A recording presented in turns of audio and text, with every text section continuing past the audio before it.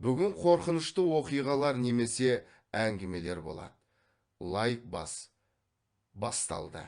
Шикі тұман бұл Қырғызстан тауларында болды. Альпинистер кішкентай тау көлінің жанында лагерь құрды. Барлығы түн ортасында ұйықтағысы келді. Кенеттен көлден шу естілді. Не жылау, не күлу. Достар олардың бесеуі болды, мәселенің не екенін тексеруге шешім қабылдады. Олар жағадан ештеңе таппады. Бірақ ақшамдар жыпылықтаған біртүрлі тұманды көрді. Балалар отқа кетті. Олар көлге қарай бірнеше қадам жасады. Мұнда соңғы болған біреу оның мұзды суда тізесінде тұрғанын байқады. Ол өзіне жақындап, тұманнан шыққан екі адамды өзіне тартып алды. Бірақ алда келе жатқан екі адам тұман мен суда жоғалып кетті. Оларды суықта, қараңғыда табу мүмкін болмады. Таңертең аман қалғандар құтқарушыларға асықты. Ешкім таппады. Кешке қарай тұманға батып кеткен екеуі де қайтыс болды. Бұл оқиғаны немересіне атасы айтты. Бала кезінде ол немістер жақындаған ауылда бауырларымен бірге болды. Еректер балаларды орманшының үйінде жасыруды шешті. Баба Марта оларға тамақ киетіне келісті. Бірақ ауылға оралуға қатаң тыйым салынды.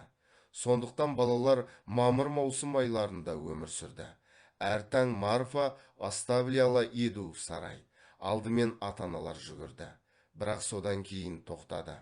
Балалар Марфаға терезеден қарады.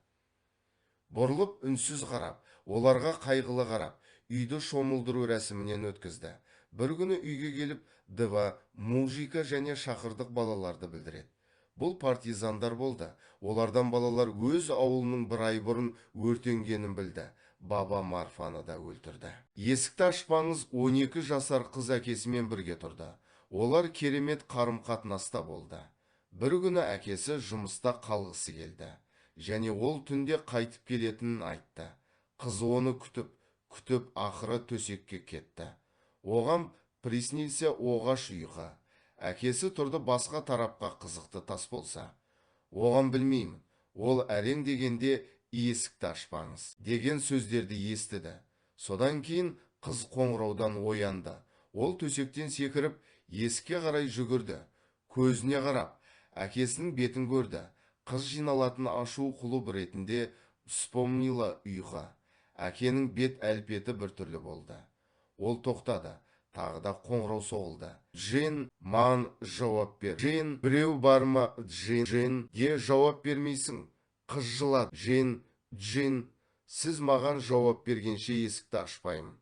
Барлығы есік. Азанда сыртта адам болмады. Қыз есік ашып, хат тапты. Ол жақта жақсы қыз деп жазылып тұрды. НЛО камераға түсіп қалды. Каналыма кіріп көрсең болады. Лайк басып кет. Сол кезде видео тез шығады.